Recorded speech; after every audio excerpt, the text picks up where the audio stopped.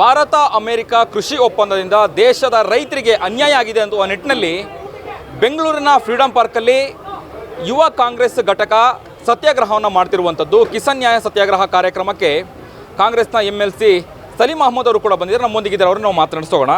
Sir, 3 ದಿನ ನಡೆಯುವಂತಹ ಈ ಒಂದು ಸತ್ಯಾಗ್ರಹ ಕಾರ್ಯಕ್ರಮಕ್ಕೆ ಆಗಮಿಸಿದ್ರಿ, ಏನು ಹೇಳಲಿಕ್ಕೆ ಬಯಸ್ತೀರಿ?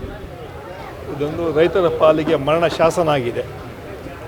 ಇವತ್ತು ಅಮೇರಿಕ ಜೊತೆ ಒಪ್ಪಂದ ಮಾಡಿಕೊಂಡು ನರೇಂದ್ರ ಮೋದಿಯವರು ಸರ್ಕಾರ ರೈತರಿಗೆ ಅನ್ಯಾಯ ಮಾಡ್ತಾ ಇದೆ. ಅದರ ಮೂಲಕ ಇವತ್ತು ಏನು ನರೇಂದ್ರ ಮೋದಿ ಅಧಿಕಾರಕ್ಕೆ ಬರೋ ಮುಂಚೆ ಹೇಳಿದ್ರು 12 ವರ್ಷ ಹಿಂದೆ, ನಮ್ಮ ಸರ್ಕಾರ ಅಧಿಕಾರಕ್ಕೆ ಬಂದರೆ ರೈತರಿಗೆ ಡಬಲ್ ಇನ್ಕಮ್ ಮಾಡ್ತೀವಿ ಅಂತ ಹೇಳಿದ್ರು. ಯಾವ ಡಬಲ್ ಇನ್ಕಮ್ ಆಗಲಿಲ್ಲ. ಅದು ಬಿಟ್ಟು ಇವತ್ತು ಒಪ್ಪಂದ ಮಾಡಿ ರೈತರಿಗೆ ದೊಡ್ಡ ಸಮಸ್ಯೆ ಎಲ್ಲ ತಳ್ಳಾಗ್ತಾ ಇದ್ದಾರೆ.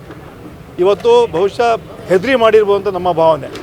ಯಾಕಂತ ಹೇಳಿದ್ರೆ ಯಾಕೆ ರೈತರಿಗೆ ನೀವು ರೈತರ ವಿರುದ್ಧವಾಗಿ ಇಂಥ ತೀರ್ಮಾನಗಳು ತೊಗೊಳ್ತಾರೆ. ಆ ಹಿನ್ನೆಲೆಯಲ್ಲಿ ಇವತ್ತು ಯೂತ್ ಕಾಂಗ್ರೆಸ್ಸು ಮಂಜುನಾಥ್ ನಾಯಕತ್ವದಲ್ಲಿ ಇವತ್ತು 3 ದಿವಸ ಕಾಲ ಇಲ್ಲಿ ಹೋರಾಟ ಮಾಡ್ತಾ ಇದ್ದೀವಿ.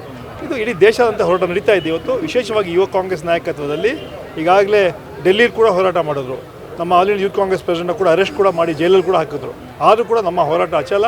ಅವ್ರ ವಿರುದ್ಧ ಇವತ್ತು ಅದನ್ನು ಆ ಶಾಸನ ವಾಪಸ್ ತೊಗೋಬೇಕು ಅಂತ ಈ ಹೋರಾಟ ಮಾಡ್ತಾರೆ. ಅದಕ್ಕೆ ಸಂಪೂರ್ಣ ಬೆಂಬಲ ಕೊಡಲಿಕ್ಕೆ ಇವತ್ತು ನಾವು ಬಂದಿದ್ದೇವೆ.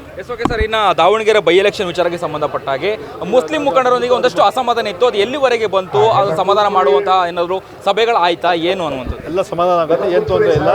4ನೇ ತಾರೀಕು ಆದಮೇಲೆ ನಾವು ಹೇಳ್ತೀವಿ. ಇದಿಷ್ಟು ಕಾಂಗ್ರೆಸ್ MLC ಸಲೀಂ ಅಹಮದ್ ಅವರ ಮಾತುಗಳಾಗಿತ್ತು. ಕ್ಯಾಮ್ರಾ ಪರ್ಸನ್ ಅಭಿಲಾಷ್ ಜೊತೆ ಅಭಿಜಿತ್ ಗಣೇಶ್, ಕರ್ನಾಟಕ ಟಿವಿ, ಬೆಂಗಳೂರು.